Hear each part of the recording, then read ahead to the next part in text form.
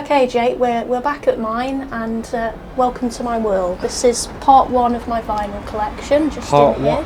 Oh my. Yes, and as you can see, it's a bit Obi mad in here. Today I'm setting off on a journey to see the most amazing Japanese record collection I am likely to have ever seen. It is full of rare and desirable presses from all types of music, in particular rock, prog, blues, metal and more. I'd show you more pictures, but I just don't want to spoil the surprise. If you do enjoy this video, please drop a like down below for more features of one-off record collections and record hunts. And also, you can now talk directly with us and other vinyl hunters from all across the world on our new free WhatsApp community. All you need to do is click the link down below and sign up. I'm going to be adding you guys all personally. We've already got a thriving group and really cool characters in there, so I'd love to see you in there too. Now follow me on the journey as I make the long trek all the way up to Staffordshire to meet the owner of this collection. But not only that, but to find out how it came to be and to delve into some real treasures of this collection. Come on, let's go.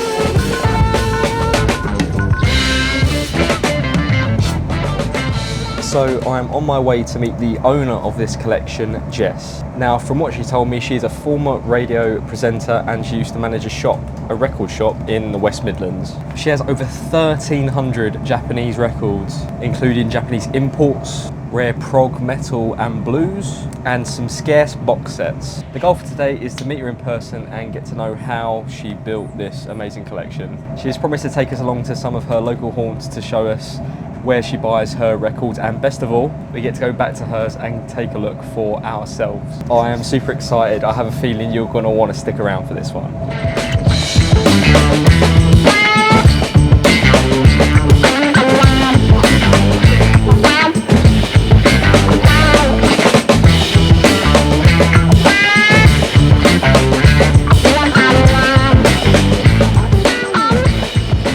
Hi, nice to meet you. I didn't expect to see you on the platform just here. Oh right, yes, I just thought I'd be here to welcome to Stafford. Oh, thank you. Hope you had a pleasant journey.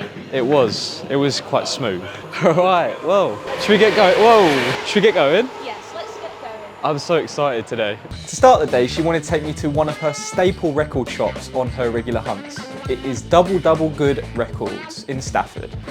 So we're at our first place. Let's go. Let's have a look, shall we? See what we can find. Morning, Lee. How are you? Right, thank you. This is a bit like a TARDIS of the shop because you're the lower stuff, the upper stuff, and you've got all of the singles on the wall and all sorts of interesting things.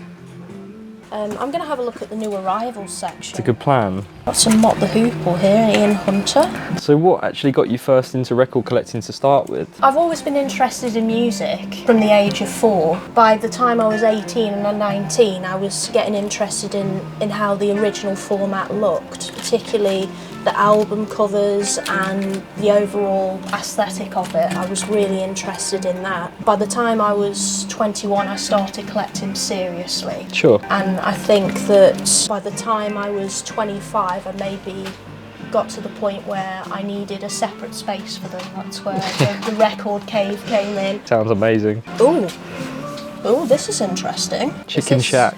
Is this on Blue Horizon? Yes, it is. Been after this one for quite some time. I think it's on stereo. Look at that. Christine Perfect, before she was married, known as Christine McVie in Fleetwood Mac. And I love that label. Ooh. Looks like it's got a couple of marks. Couple of marks, but you tend to find with these earlier presses that they're thicker anyway, so they're not as susceptible to jumps and bumps. When in the late 70s, early 80s, the record thinned quite a bit, didn't it? Maybe if he's got a copy in better condition, I'd definitely be interested. But at 50, it's not bad. 81, okay, so that's not going to be on London, that's going to be a Warner Brothers reissue. You seem to be very knowledgeable already about particular dates of things and which Yeah, label they're well, going to be on. I ran a record shop for about 8 years, so Makes I picked sense. up a lot on the way. And I also had my own radio show for about 6. It's called Rockademia. From the 60s right up until the present day. We were exposing more of the underground bands, I think. Played a lot of things like Leafhound, May Blitz, along with the classic rock and new artists as well. It was a real mix of things. Do you have any interesting stories about your days managing a record shop? It must be such a cool feeling to just have a place. Just obviously it wasn't yours, but you still kind of took ownership of it when you were managing it. I think the most interesting thing about that was meeting people out on the road, seeing their collections. I remember one guy, he had quite a few Vertigo swirls buried underneath all the Jim Reeves, and it was just exciting to see that. I feel like that's kind of unheard of. Just Jim Reeves, like just load of stuff like that, and then all of a sudden that kind of thing. That is why I never say never. You never know what you're going to find. Always worth having a browse through. I think we should go and explore the metal section now. Oh no. Oh yes, let's go and explore the metal section. Here we go. Come on, have a dig. There is 2 metal sections, okay. Yes. This could be really dangerous. It's spread out quite a bit. First Anthrax album. Yeah. There's going to be some in here, isn't there? Goodness me. Are you a big metal fan? I am of classic metal. Yeah, sure. 70s, Would you 80s. class that as classic? I would, personally. It's classic thrash, really, isn't it? Yeah, I would say so. I'd put them in the same band as the Big Four, maybe, as an extension of that. Who are your favourite bands, then, that you like to collect? I know that's a bit of a dilemma, that question, but... I'd say, if I had to really push to it, I'd condense it down to maybe 3. And I go for Black Sabbath, Jimi Hendrix and Pink Floyd. I think those are the main 3 that I've got, but I've got loads of others as well that I love for different reasons. I'm avoiding that one because I'm interested in it. It's Motorhead's first album, 78, so I think this might be a very early reissue on the Chiswick label. You can usually tell. Yeah, there we go, let me turn it around the other way. That's it. Usually the first presses have a map on it. This one has a different emblem of a partridge for stereo. Good to know. It's still nice. Oh. Ooh. Japanese. Oh dear, that's that word. word. Yeah. We didn't want to see today. It'd be interesting to have a look at that. It would, given, you know, the context of the video. Yes. Lots of Motorhead. There you go, I think that's... That is an original then. Wow. Uh-oh. Right. How much is it to live in Stafford? Well, if you're me, more than most, because I spend most of my money on records, it seems. So of course, one of the main topics of this video will be Japanese vinyl, but I take it you still like to collect UK and European copies of things as well? Yes. If I were just to collect Japanese, I think I'd have 0 money, because usually it's known for being quite expensive and difficult to get. We can look at the Japanese pressings when we get in, and I can tell you some of the differences and what they have that separates them from, say, a UK original. That's great. I think that's going to be quite interesting to talk about. I have a lot of contacts from all over the world, especially Italy. Stefano will be watching this, no doubt. And also Face Records. They're based in, they've got different shops, but their main one is in Tokyo. And they've recently had a new shop in New York, which I'd love to visit. The plane might not take off though, because the amount of records that will be in it. Oh, we're in the Iron Maiden section. Oh. It's one you don't often say. Oh, okay then. Right. I think that right sounds like, right, there's a problem. Right, I'm seriously interested. I think that's what that sounds like. I do have that, but I'm interested to see the back. Is there anything in particular you're looking for on the back? Well, there's somewhere on this record that says play loud, and the original pressing had a misspelt play roud on it, which was soon corrected. Just seeing where that is actually. I can't see it. There isn't, doesn't look like it at all. Doesn't look like it at all. That might be a later one then. I've seen it online on the sleeve. Ah. Okay, so we've got 2 maybes. What other sections do we have that are your thing? Maybe not so much the indie stuff. Black Sabbath 100%, I'm sure. Oh yeah, let's see what's in here. seems like there's the majority of the discography of Black Sabbath, I suppose, up till the early 90s here, actually. That's where it gets more pricey, I would say. Definitely. Albums like Tur, which I managed to find after about 5 years of looking. Hi Lee, spotted a few things upstairs. Okay. And I'm also interested in seeing these two Motorhead ones. Yeah, no worries. That one there. Oh, what was the other one? Motorhead Girls School, the Motor School Japanese 12-inch. Look at that. And we're going to see what you were talking about before, the different label. The different label. There's the map label, so you can tell that that's a first press there. And here's a... That's very interesting, that. Right? Yeah, this one is part of a series, Pick label. You can get quite a few other girls' school releases, and they also do things like Culture Club, Japan the band, and if you look inside, the actual picture is far bigger in circumference than generally you'd expect. And it comes with the lyrics and additional information. Definitely a one-off. Yeah, you won't see it because this is a Japanese exclusive, this particular one. Now, what is the best you can do on this album? It's marked up at 175. Probably around 160 at best, I'm afraid. Can't come lower than that. Are you sure? 150? Yeah, nope. I'm losing too much in it, I'm afraid, for what I paid. Okay. So I have to be fair to myself, I'm afraid, with that one. I can understand that. I know what it's like. When you pay a lot of money for a record, you expect to get a decent amount back as well. Yeah, so yeah, sure. It's hard. I don't think I can leave it. I'm going to have it. Okay. Okay, let's do that then. Okay. There we are. Okay, thank you very much, Thank Lee. you. Brilliant. Nice to meet you. Appreciate it. That's Thank right, you. no worries at all. All right. Looks like you got some very worth it finds. I think so, yes. A bit expensive, but Just a little bit, but it's something that I wanted. So Well, there we I go. don't mind. how about that? An original press of Motorhead's first album. Next up, we were on our way to the next shop when she had planned it all along. I can't believe that she'd planned us to go to a record fair that was on the same day that I was coincidentally coming to Stafford. It was only little, but there was definitely some interesting characters. And all of a sudden, while we were browsing the 60s and 70s boxes, a mysterious voice appeared with offers of Vertigo Swirls. That's the thing that you find in a lot of the albums that are now worth money were once in bargain bins, Oh, absolutely, yeah. which is so frustrating to hear now. It's like that with a lot of that spiral bed, you know Oh, yeah? in the early 70s, he died sell. And to be honest, a lot of it's rubbish anyway. A lot of them, at the time in the early 70s, that was in the bargain bins for 99 pence. Take me back to the 70s. I know, I would love a time machine. I got half a dozen in the box down here. I did have the Aphrodite's child, Can we see the box? but I sold it for 900 quid. I got the Ian Matthews, he's got 2 on spiral. Have a look at him. But he's nice, Nick. But they've all got them bags in, you know, the Vertigo bags. Yeah. What are you asking on this one? Well, he's booked at 150, so I'm looking for about 128. Oh, that's the first press, you'd see. See the big spiral? Yes. And then the other one over there, the one you got in your hand. This is the first one on the label. Yes, it is. It's the Right? first Vertigo, one, isn't it? Yes. Yeah. And I've got, obviously, I've got 2 copies. So take a picture of that one. That's the original. That's the second pressing.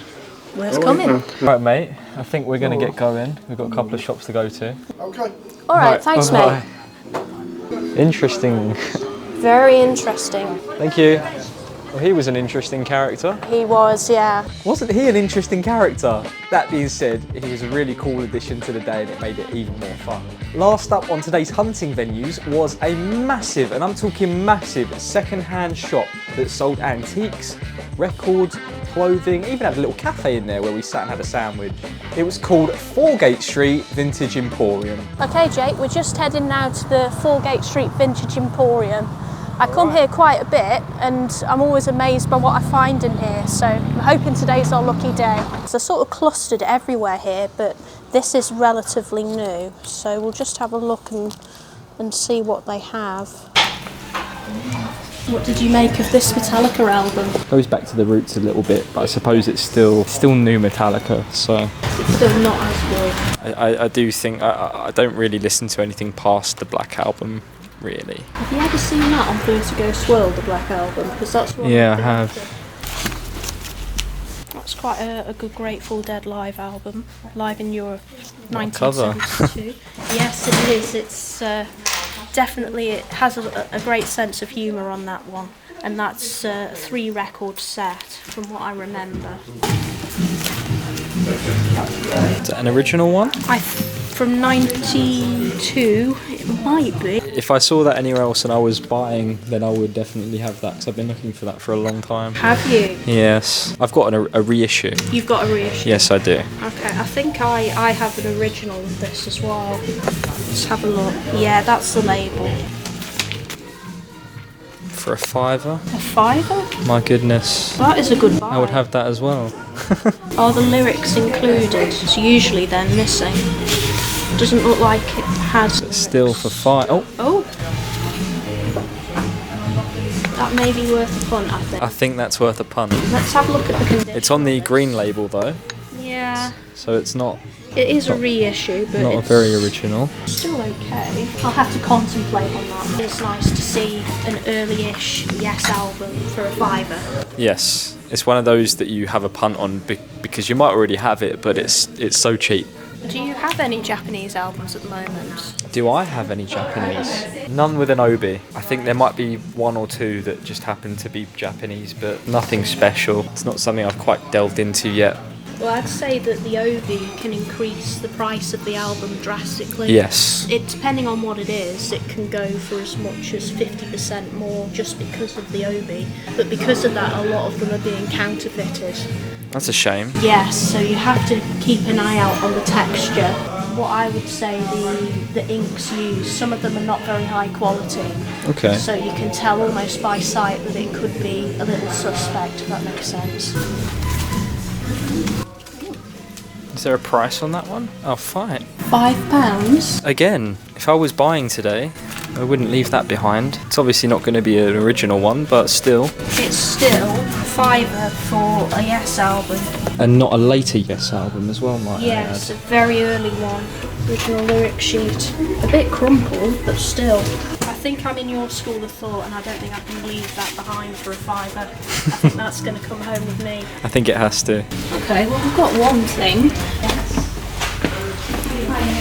Okay.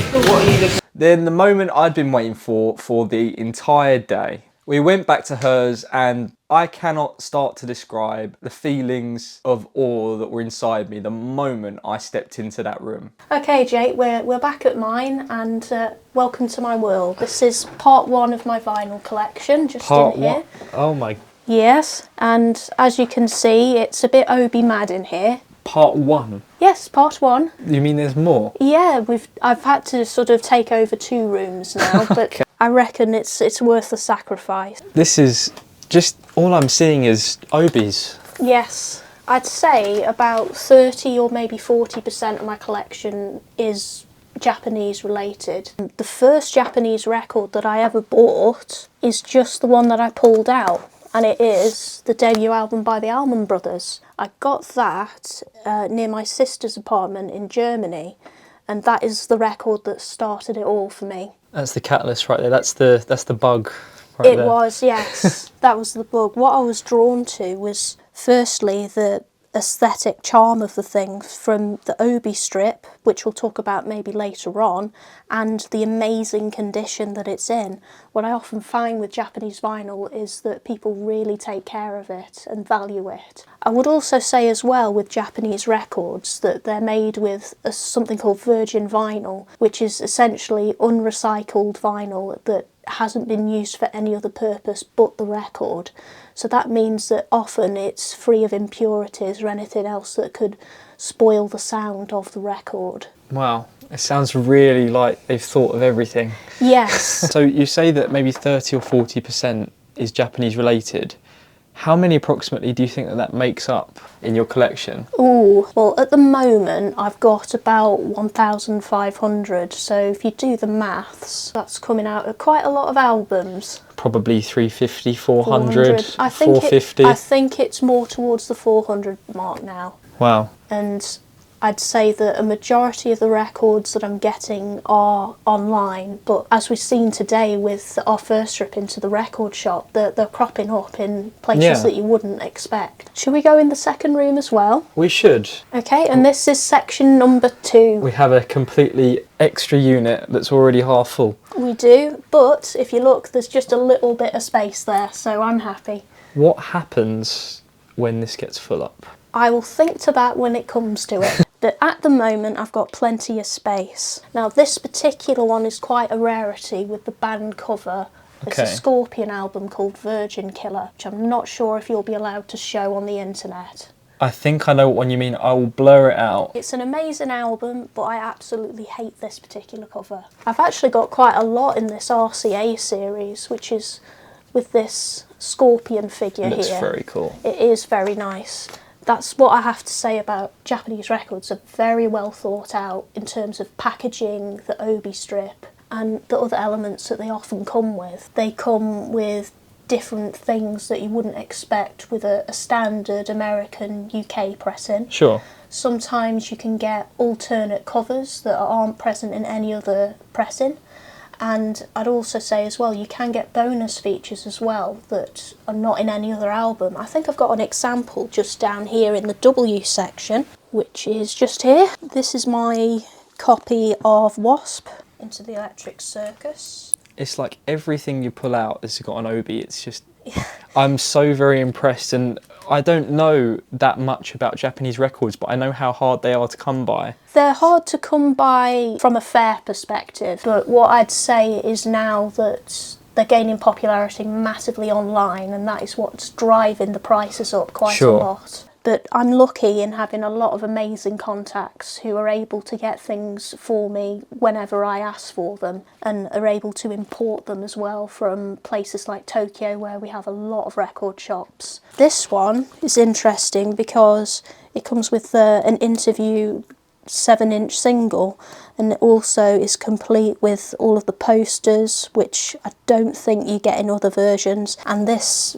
cool sticker as well. It's quite unique, I think. But that's one album. To you, what would you say are your top grails in your collection, if you'd be willing to share them? Okay, I think we need to go into the other room. Okay, let's go. So if you follow me just around here, I've got quite a few rare Jimi Hendrix albums, and this one in particular is rare because of the alternate cover, which isn't available in any other pressing that I know of. And I've also, if we just look under here, which is where all the Hendrix lives. All the Hendrix. Yes, all the Hendrix. Although it hasn't got an obi, Electric Ladyland, which is, for me, one of the best records that I've ever listened to from start to finish. And adding on to the theme of Hendrix is this little beauty, which is the so-called puppet sleeve. Originally appeared in the UK on track, but this one I believe will be Polydor because they had a massive licensing agreement in Japan. And this one you can see Brian Jones, John Peel and Bob Dylan on the cover. That was a great find when I found that. And moving further on to one of my other passions, which is Black Sabbath. Now we've got a whole section here just full of them, and luckily Alessandro, who probably is listening, managed to get me these two. That looks very, very cool. Both of them do. Yeah, these are part of an obi series, Attention, which it says just on the top. They're some really interesting compilations on the Fontana label. Okay. Usually the first 3 albums, and if you just look, you've got all the original lyrics on there. Quite often though, you find with Japanese records they've got inner sheets that aren't necessarily accurate, shall we say, with the lyrics. They may have some mispronunciations, and some of them can be quite funny. Sure. Actually, one example that I can think of is a Black Sabbath single, Evil Woman Don't You Play Your Games With Me. It's actually spelt Garms on the cover. Garms? Garmes. So, would you have any idea if you were to sell this collection for what it's worth? Is that something you would be willing to share? You would never sell it? I would never sell it. I would never part with it. But yeah, I'm not too much focused on the monetary value. I'm more about what the record is, what it means to me, how much I enjoy it, listening to it. That's what this is all about for me. It's not the monetary value, although we may have bought some quite expensive albums today.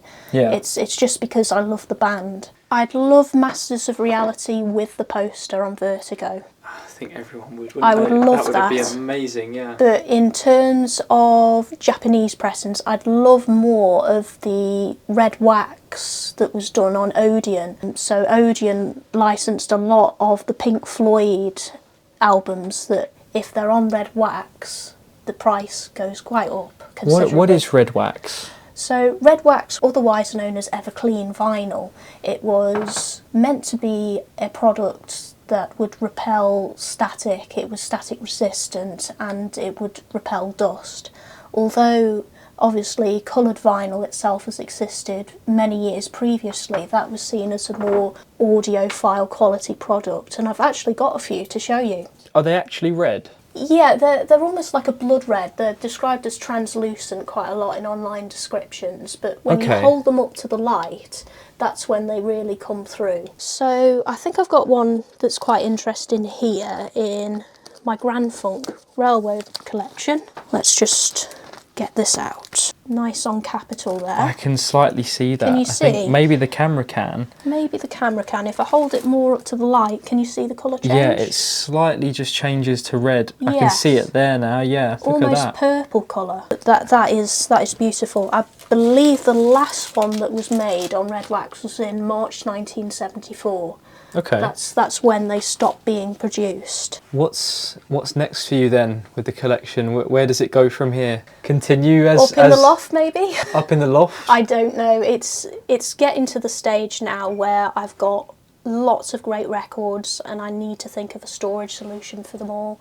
I started out in a DJ box with around about 100 records, and over 10 years this is what's happened. It's just grown exponentially. Yes, it looks like it. It just a little. Okay, well, thank you for allowing me to come along with you today and show me your local haunts, where you get your records, and I'm in awe. So thank you so much for having me. It's been a great experience. Not a problem, Jake. Lovely to have you, mate. So that was the day that I got to see the most amazing Japanese record collection I've ever seen. Not only that, but I got to meet a really cool character and we got to speak records for hours. So thank you so much, Jess, for having me. Jess has a really awesome Facebook page dedicated to Japanese vinyl records. If you want to join it, the link's going to be down below. I believe there's a couple of thousand members in there already, just talking everything Japanese records that is. So if you want to join, click the link.